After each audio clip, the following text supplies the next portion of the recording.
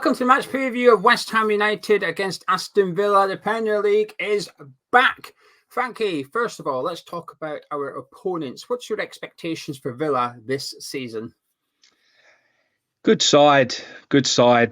Quite clever in the transfer window as well, I think, actually. I think they had to get a little bit of money back in. They had to sell off some players, but I thought they've spent it very intelligently. I thought they've spent it very well. So, yeah, I expect them to be a very good side again. Obviously, the European football, though, is going to be a bit of a challenge for them. So it's how well they handle that. I think they have brought in enough players to have a bit of depth that they can, maybe rotate a little bit and still keep up with the demands of the Premier League. But it really affects some teams sometimes, and that might just be a little bit of a downfall and they don't quite hit the dizzying heights that maybe they think they might again. Do you think the expectations for Aston Villa generally have risen quite considerably over the last 12 months? Because obviously Emery came in, did well, they got Champions League football, but do you think the bar's now been set by them last season? Yeah, I think so. Top six is like a must for them. I think that's like, Champions League football again is a massive, massive ask. I would hope that they're humble enough to realise that might be a step too far. Look, it's obviously their aim. It's obviously their goal. I think you'd want to see that back to back. And like I say, especially when I think some players have gone out, but I think they've brought players in really, really cleverly. I think they've used that outgoings to bring in some players that they really need to fill some gaps that they had. I think they've really made a solid midfield now, bringing in Onana. I mean, Onana and Tielemans in the middle of the park is a great little partnership potentially. So, yeah, I think they've also got some real cheap bargains as well. Illing Jr., I think, is a fantastic player, full of hope and promise. English, even though he's been playing out in obviously the Serie A for Juventus. He started at Chelsea, so, he knows what English football's all about. So that was a really clever buy at 14 odd million I think they picked him up for, so an absolute bargain. So yeah, I think that would be their expectation, to try and go back to back. But if they were honest with themselves, I think top six is a good season for them again, especially like we say with the demands of Champions League football this year. Yeah, I'm in agreement with that, actually. I think if they can get top six and European football for the season after this one, I think that would be a good season for Aston Villa. Obviously, last season they had the Conference League as sort of preparation, I guess, for playing midweek, and then, well, it was Thursday, Sunday, now it's Tuesday, Wednesday, Saturday, but they've had midweek travels in the last season. However, I think towards the end of the season, I think it just caught up with them a little bit, especially in the Conference League. I was disappointed they didn't go on and win it. I think I stand by this, and whichever English side is in that Conference League should be the favourites to go on and win it, and the expectation should be to go on and win it. You will be the best team in there, unless something wild happens, like a Championship club wins the Carabao Cup and qualifies for the Conference League. Barring something like that, usually it's a side in the top 6, 7 of the Premier League that's going to be in that competition. They have to go on and win it. So disappointed Villa didn't manage. However, to get Champions League was a tremendous success in its own right as well. And I've been impressed by their summer transfer business too. I don't know some of the players they brought in, like the one you mentioned. I don't think I've ever seen him play. But obviously the domestic ones I'm well aware of. However, the profile of player they've been purchasing is very smart as well. I think I might have this statistic slightly wrong because I read it a little while ago, but it was something along the lines of Ross Barkley is the only player they've signed who is older than the average age of the starting 11 last season. So all the players they brought in are in their early 20s, and I think that's a fantastic way to do your recruitment.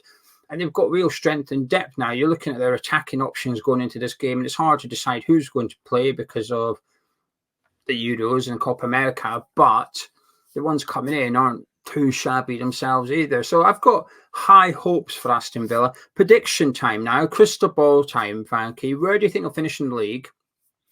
How do you think they'll get on in the Champions League? And do you think they'll pick up any silverware? I don't think they'll pick up any silverware.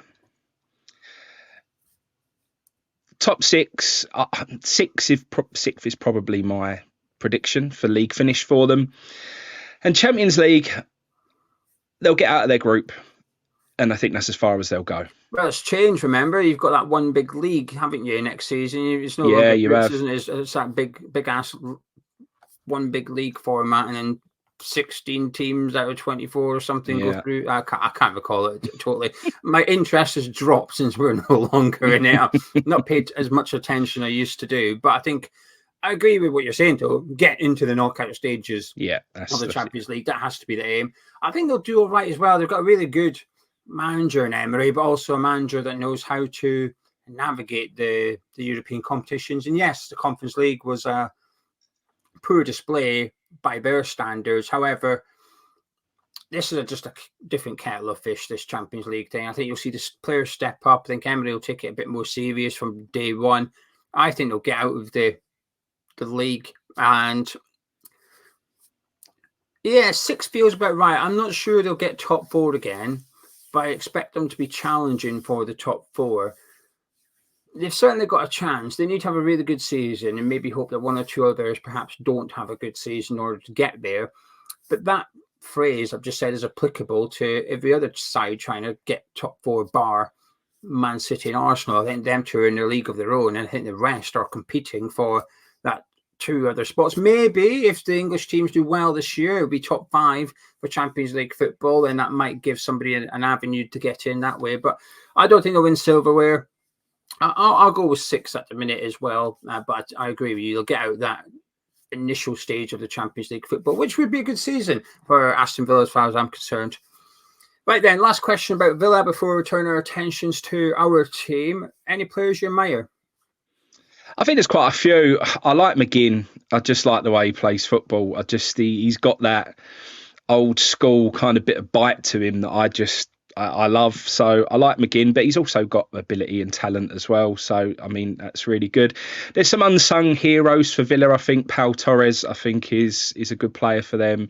Someone who may be a little bit under the radar, but he's the sort of player you just want in your squad. Just a really good level of footballer. I think Tielemans, again, probably doesn't get the praise that he necessarily deserves. And that, like I said earlier, the partnership of him and Onana is going to be a real interesting one.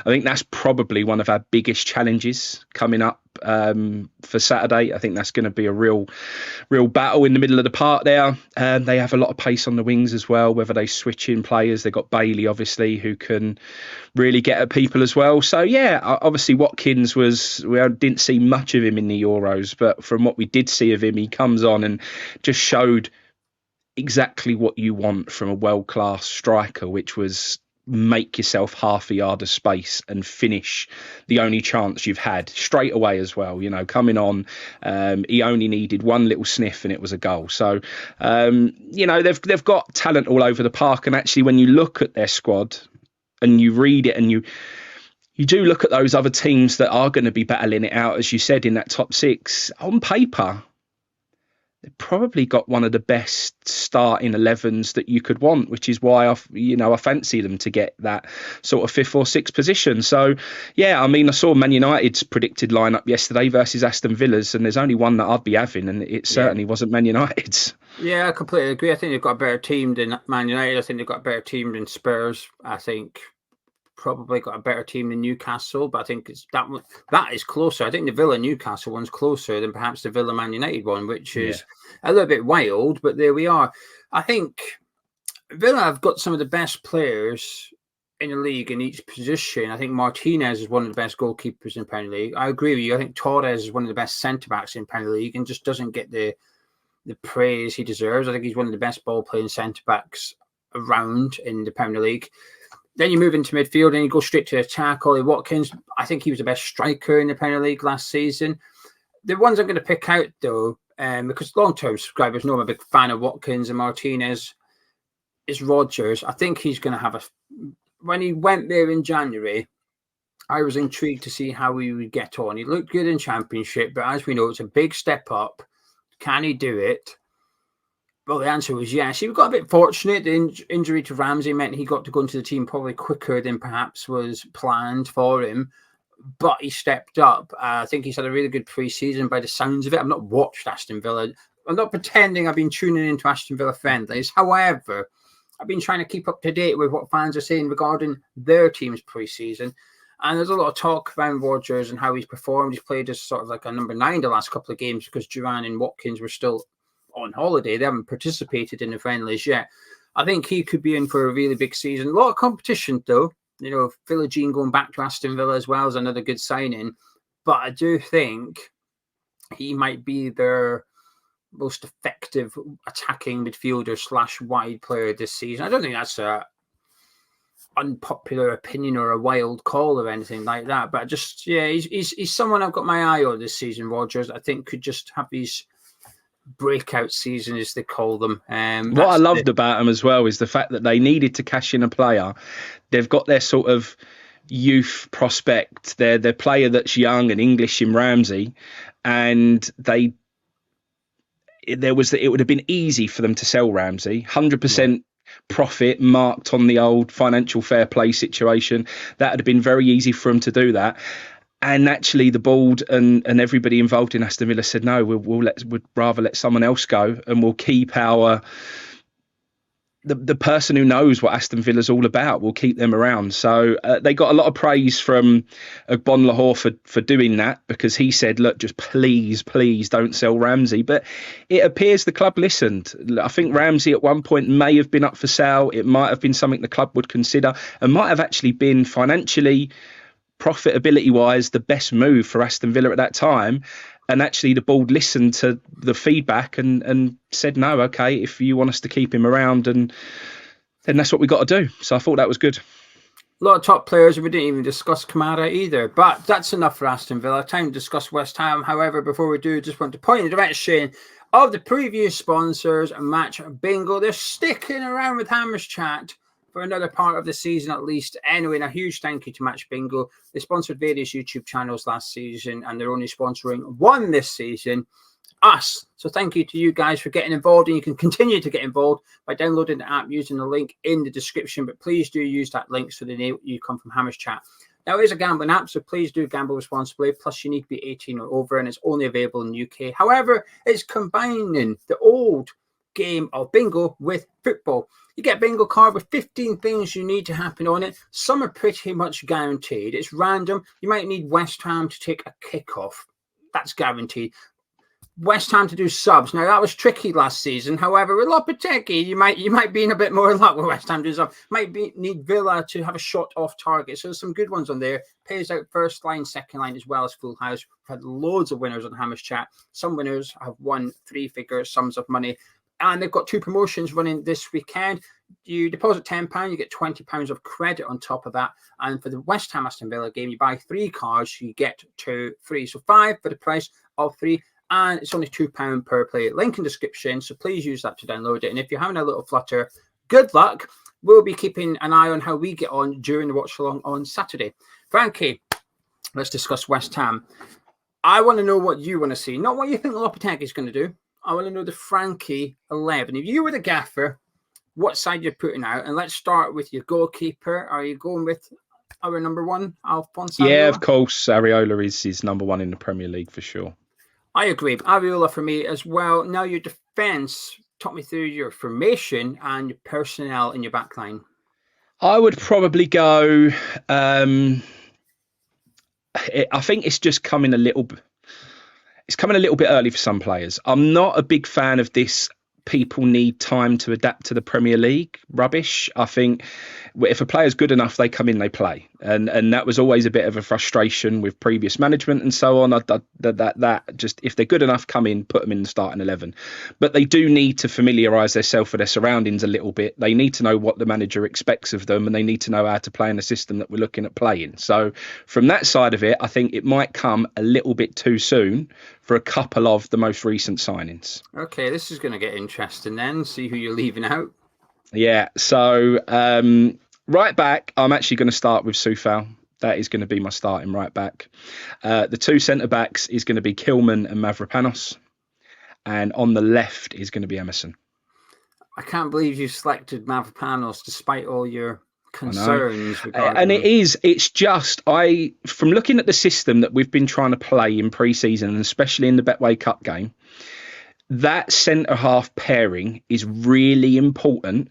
That if Kilman's going to be allowed to get the ball and step out of defence at times, and he's also going to be allowed to sort of play the ball in that role, whoever's alongside him needs to know what he's doing and when he's going to do it. And we didn't actually say this in the last video we did, but to Todibo, if we look when we was linked with him, I am a huge fan. I think he is going to be, out of all of our signings, I think is going to be the one that everyone turns around at the end of the season and goes, wow, that guy is just phenomenal. So I think he's perfect for our defence. I think he's perfect for Lopetegui, and I think he's really going to get us playing some amazing football out from the back and get our play moving a lot quicker than what we've seen in recent years. So he is definitely someone that, within the next game, Crystal Palace, he's straight in because he's had a bit more time on that training pitch and knows what needs to happen. But just for Aston Villa starting, I just want someone who's been playing in that system for quite a few weeks now and knows exactly what is expected. So that's the reason for. And is that the same reasoning for Soufal over Wan-Bissaka then? Yeah, pretty much. And again, it's that we've been saying how important that right back is in Lopetegui's system, that he wants them to push up really high. He wants them to, almost hug that line at times and really get further forward than what Soufal has done. So, he's been working on that. He knows exactly when to go. He knows when he's got a hold. He knows when he's got to be looking inside. He knows when he's got to be looking for Jared Bowen down the line. So again, that's been drilled over the last 4 weeks. And when somebody's got that drilled into them, and I actually thought Soufal did all right in the Betway Cup as well. I thought he had a pretty decent showing, to be honest. So I'm comfortable with it. If I wasn't that totally confident that Soufal might struggle in the system, or where there might be some problems that playing him could cause, then I would say, look, just get Wan-Bissaka straight in there because, we need him. But I don't think we're like that. We're not desperate for Wan-Bissaka to start. I think Soufal is more than capable of doing a job against Aston Villa. So, that's why I'm starting him. The other thing is we've got 5 subs, and I think sometimes Moyes wasn't ruthless enough with his substitutes. If players were performing poorly in the first half, he would leave them on and give them an opportunity to redeem themselves, and it would be a bit late by the time he substituted them. Whereas I'm hoping one thing we see this season in terms of change is if he did start Soufal and he's getting battered for 45 minutes at half-time, just put Wan-Bissaka on. Yeah. You've got depth, you've got options in every single position now. You've got experience in every single position. You can say this about a lot of Premier League clubs, especially those competing for the European spots, where you do have 2 really good players in every single position. You've got to utilise that. I'm more in agreement with Soufal than Mavropanos in terms of your reasoning. I think Soufal, I get it. I think I've been inclined to start with him. The only thing that puts me off is I think Villa are very strong out wide, and we've all got flashbacks, and we can all think of a game like that where Soufal got harmed playing up against tricky fast wingers last season, and that plays on my mind a little bit. But I do also think that you can maybe do too many changes at once, so I would start Soufal, but it's somewhat quite hesitant. Emerson left back, Hillman, but also I put Todibo next to him, and the reason being is Villa striker is going to be a strange one on Saturday. It's either going to be Watkins or Duran with no minutes under the belt in pre-season, or it's probably going to be Rodgers. So it's not an out-and-out striker. It's going to be a bit of a false 9. I think that might help the centre-backs a little bit. But also, I don't trust Aguerd and Mavropanos, whereas I do trust Soufal. If he gets exploited, it's nothing he does wrong. He's going to work hard, give 100%, etc., etc. He's just a bit too slow and gets beat one-on-one. Whereas the centre-backs, I think have got big mistakes in them, and I want to eliminate that as much as possible. We're ready to spend 35, 40 million on Todibo. I'm putting him straight in, to be honest with you. I think Todibo goes in for me. Moving on to midfield. Now, this is where I think Lopetegui's got his biggest decision to make, really. I don't want to put words in your mouth, but I assume you're going to start Rodriguez. Yeah, I am. No, I think he makes sense. But like I said, this is where you're going to see how this player can adapt to the Premier League. I think Tielemans and Onana is a real challenge in that midfield. I think it's a handful. And while we looked very comfortable on the ball, picking it up in space, he had plenty of time to turn to take the ball forward in the Betway Cup. Celta Vigo weren't really pressing. It was a typical friendly mentality and pace of the game. Tielemans and Onana are not going to give you that time. McGinn, I think McGinn might be a sort of direct opponent as well. And he's constantly snapping at your heels. Absolutely. So I think it's going to be physical. I think it's going to be a challenge for all of our midfield. However Lopetegui decides he wants to start with that midfield for us, that's the bit that I think we've got to get right. It's sort of the bit that I expect the game to be won or lost on, to be honest. So we've got to get it right. But I would start him because we need that person who's comfortable on the ball in midfield. I completely agree, but this is where it gets interesting. Who would you start next to Rodriguez? Yeah, it does get interesting. And this, I can sit here all I want and say who I want to play there. This is why Lopetegui gets paid a lot of money to make these decisions. So, I can say who I want, you can say who you want, anyone can say who they want in there. Ultimately, this is how Lopetegui makes his money. I think this is where opinions are going to be split here. Everybody right now is listening going, I would play this guy. Why are you not saying this guy? I think between Ward-Prowse, Souček and Paqueta, I think that's your three candidates, unless someone goes really curveball and puts Freddie Potts in there. But I think those three are the candidates to start next to Rodriguez. And I don't think the split would be a third. I think I feel like the majority would go for Paqueta. But I think Ward-Prowse and Souček will have maybe 20% of votes if you were to do it like that. So this is why I'm intrigued by your answer. Yeah, I mean, to be honest, if you look back at the comments that we had and why I said I think Rodriguez is going to cause Souček to not see as much of as many minutes as maybe he has previously, it's because, in my mind, Paqueta is the man who goes in there. Okay. That's how I expected Lopetegui to play. It's my only fear by doing that is I think by playing him alongside him, we take out Paqueta's creativity. Because again, as we said, McGinn's going to be in there. I think Tielemans is going to cause problems. So it would need to be a very disciplined performance from Paqueta. And I don't think he'd have that freedom to roam as much as he normally would playing elsewhere in this team and in this system. So Paqueta is what I'd always expected. But again, we've seen Souček being that player who was dropping into the back four at times in the Betway Cup. And for me, that's planning. And I know we're saying not what we want to see. It's, not what Lopetegui's going to do. It's what we want to see. That could be the answer. But look, I want us to be a different West Ham this year. So if it was me, I'm sticking by my guns and saying that's where I want Paqueta to play. It's Paqueta for Frankie. I'm going Thomas Souček. And I'm ready for the abuse, but I don't want Paqueta playing central midfield. I don't trust him. And I know people point to Brazil. I understand that. But A, Brazil is completely different to West Ham. B, the opponents for Brazil are completely different to West Ham. They're not playing Man City and Aston Villa. They're playing usually countries that have lesser talent than them, not more. And see, Brazil haven't been that great with Paqueta playing central midfield. It's not like they've won everything. They haven't won the Copa America and the World Cup. They've been pretty disappointing at tournaments, and he's been part of that by playing central midfield. So I think the evidence for him playing there as in Brazil, I think, are weak, and I don't think they're applicable to West Ham. I think it's a completely different thing altogether. And I would have, up until Saturday, last weekend, I would have said Ward-Prowse next to him because I think he will do better under Lopetegui just with the possession, passing, etc.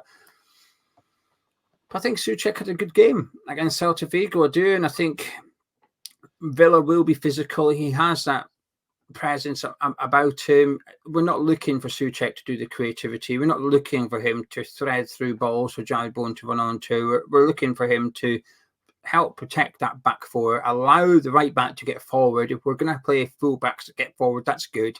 But we do need to retain some protection. So if Emerson's going to go down the left and Sufal's going to go down the right, I think you're going to need two players sitting rather than just one. Otherwise, you're just asking to be counter-attacked upon, especially against Villa. Now, it's not to say in future previews I'm not going to want Paqueta central midfield. If we're at home to Ipswich, I might say, do you know what? I prefer Paqueta in here because that's the right player for the right game. I just don't think this is the right game for Paqueta next to Rodriguez. I'd like to see him in the number 10, Souček central midfield. You can probably guess at least two of my other three. But moving into your three attacking midfielders, Frank, can you talk me through them? Well, we just one point on that. We did say as well that Betway Cup game, that role that Souček played, he had a lot of time. Yeah. Again, from the Celta Vigo not pressing very much. I'm concerned massively that if Souček plays in that role, and you've got McGinn chomping at his heels and really sort of closing him down quickly, that he's going to come right unstuck. Maybe, but I think it's nervous. I'm nervous about it. I think Villa sit back a lot. I do. I do think Villa are happy to sit back in this low block, and this is why I struggle with people that said they don't to attack like Aston Villa. Because Villa tactically under Emery are fascinating. One of my favourite teams to watch because of that, and they are good on the ball, but off the ball they don't mind sitting back and letting teams have possession and not pressing high up the pitch. Villa, so I think Souček will be okay in this game, I think, and hope if he starts. And I've got a feeling he will, but we'll see. But your three, Bowen on the right.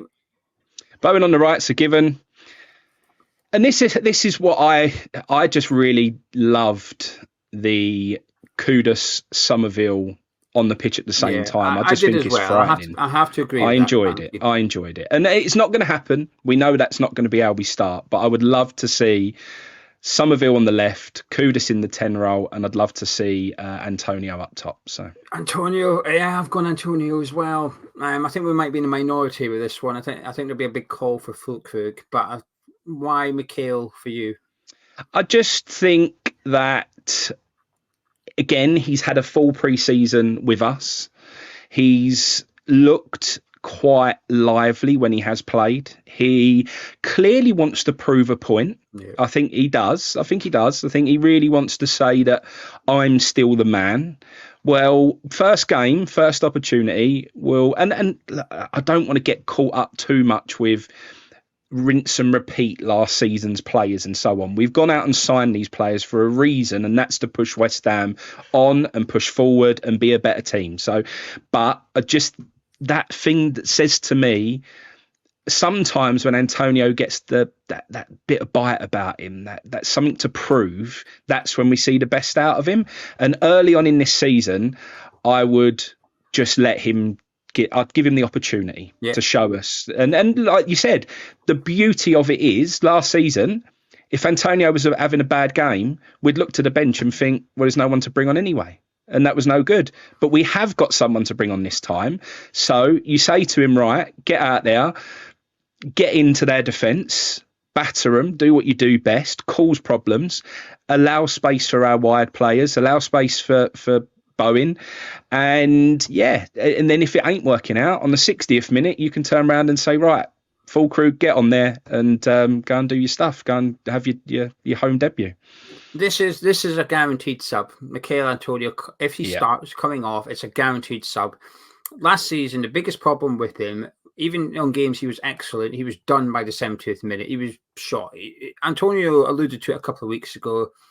He said, I give my all, but once I'm gone, I'm gone. I can't move, right? He's basically told the manager, look, I'll give you, you can have beast mode Antonio for 1 hour. That's all I can't do 90 minutes anymore. But that's okay. I don't have a problem with that. The problem was last season, like you said, was he remained on the pitch for 10, 15 minutes, but after he was shot, he still stayed on. He just couldn't do it. I'd give him the chance. I think he has to be given the opportunity. Like you said, he's fired up. He's ready to go. And I'm one of the reasons I'm looking forward to Füllkrug at West Ham, because I think he will make the attacking midfielders better. Maybe not Paqueta just because of the way he plays, but Kudus and Bowen and possibly Somerville. I think Füllkrug will help us get the best out of those. But Antonio helps get the best out of Jared Bowen already. We've already seen Bowen score in every second game, and that's with Antonio as striker. Antonio does a lot of unselfish work to help Bowen, who takes advantage of the space that Antonio leaves vacated for him and stuff like that. And so I'd give him the start. But like I said, it's a guaranteed. Even if he's a 10 out of 10 game, he's still going to have to come off just because of fitness. That's not a problem when you've got a German international sat on the bench ready to come on. So I'm really looking forward to this Antonio Füllkrug dynamic going forward, actually. We've got a threat on the pitch and a threat on the bench. It works both ways, doesn't it? Yeah. You know, let Antonio batter him at the start and then get Füllkrug on there for the last half hour. Vice versa, if Füllkrug's starting and you need Antonio to go and, you know, be a pest for 20 minutes, and, you know, it's so both way round it works perfectly. I'm really looking forward to it. But in terms of the game, good time to play Villa. I know you sort of dismissed it. It is the time. But it's the time for me. It's the time. They haven't settled yet. Few new faces. Watkins. No minutes pre-season. That's it. For me, this is the opportunity to play Villa. Don't get me wrong. There'll be another one later on in this season when they've got Champions League hangovers and things like that. But I'd want to be playing them on match 1 than I would match 3 or 4. So, yeah, perfect timing for me. I completely agree as well. I think in terms of an opportunity, I think it's there. It's a tough fixture. But do you know what? This is the right time to play West Ham too. For the reasons we've just said about Villa. If you're a Villa fan, you're thinking, hang on a minute, you might have a new right back, a new centre back. They haven't played at all pre-season. A new midfielder who's had no pre-season because he was a free agent. Then they might have a new striker, a new captain. There's a lot of changes at West Ham too. So while it's a good time to play Aston Villa, I think arguably it's a good time to play West Ham as well. I think both. It's also a bad time because I really do believe that we're all going, you know what we're like. I really think it's going to be a carnival atmosphere over there on Saturday. We've got loads of time building up to it. We'll all be out and about nice and early. We'll all be getting in that mood and getting in that West Ham spirit that we need. We've got this nice, refreshing change. I think the atmosphere is going to be electric for the London Stadium. I think we're all going to be up for it and behind them. And it's not going to be a comfortable place to go when we're like that. So, yeah, I'm confident that we're going to make a lot of noise and have a real positive start. I think we're going to come out the traps fast and early, and I think you'll find we'll be 1-0 up after 10 minutes. Well, I hope you're right. We'll get onto that in just a second. Now, my concern is Emery's got like an Uno reverse card with Duran here. Aston Villa's new number 9. But what better fixture for a very motivated Duran to play in than West Ham away? So I'm going to show you I'm a £40 million striker. You don't want to buy me for 40 million. I'm going to show you you should have bought me for 40. I wanted to come. I was ready to come to West Ham. You refused to pay the money for me. I'm going to stick it right up you, Tim Steiding, wherever you are. I'm going to show you why you messed up not purchasing me this summer. So will he do the Hammers celebration? That's the question. I don't know what. He was all right doing it on social media. Yeah, so we'll see. Everybody has a Uno reverse card for this one. Right, how do you see this game going then, Frankie? And can I get your score prediction, please? I'm always optimistic when it comes to West Ham. I always have belief. I really feel like we're going to get off to that fast start and we're going to go and beat them 3-1 is my prediction. But the head says typically us playing Aston Villa, there's either one goal in it, and actually we get the better of them quite a lot at home. We win a lot of 2-1s against Aston Villa at home, a lot of 2-1s. But if we don't win, then it's always a 0-0 or a 1-1. So we draw against Aston Villa a lot at home. So the head says draw, but I'm back. Football's back. 3-1 West Ham. I'm going 2-1 West Ham. I don't trust our defence to keep a clean sheet, no matter what the lineup is. Even if he puts in Wan-Bissaka, he could go 6 at the back and we still find a way to concede in this one. But the attacking talent we've got is fantastic. I know people may not disagree with my lineup. That's fine. Get involved in the comments below. We want to know the 11 you'd want to see, but I don't think my 11 will be too far off what Lopetegui will actually do. I'm not sure about Wan-Bissaka, but the front 3 striker, maybe that will be what happens. But if he does go with that, that means you've got Füllkrug and Somerville on the bench. You've got 2 fantastic players there ready to come on as well. There's a real buzz about this season starting, and it's not the most excited I've ever been for a season in recent times because previously we had European football. I was really excited because we had European football, and it's a different type of excitement because we've got change, a different style of football coming up. We've spent a load of money. last year we went to start the season with no new signings. So there's that element of excitement didn't exist 12 months ago. Everything West Ham need to get fans excited is there, apart from ticket pricing. However, we ignore that for the next minute. Everything else, you've got the manager, you've the media, the club media team's done well to get the fans excited, drip feeding content and stuff. And I think fans are lapping it up at the moment. There's a real feel-good, positive factor around the club at the minute. And that usually transfers into the terraces, and then you can see it on the pitch as well. So I think it's a good environment going into this game as a West Ham fan. I'm excited. I think we'll win 2-1.